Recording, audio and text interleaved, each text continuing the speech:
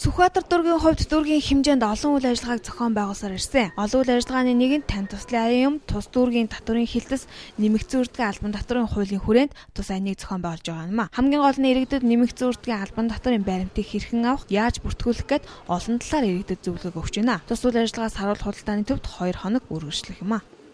Тань туслын аяны зорилго нь болохоор саруул төв дээр худалдаа эрхэлж байгаа, бизнес эрхэлж байгаа түрээслэгч нар болон худалдаа авагч нарт одоо төлбөрийн баримтыг олгох мөн одоо худалдаа авагч нар одоо суглаатай баримтаа хэрхэн бүртгүүлэх тал дээр туслах ийм аян зохион байгуулан ажиллаж байна.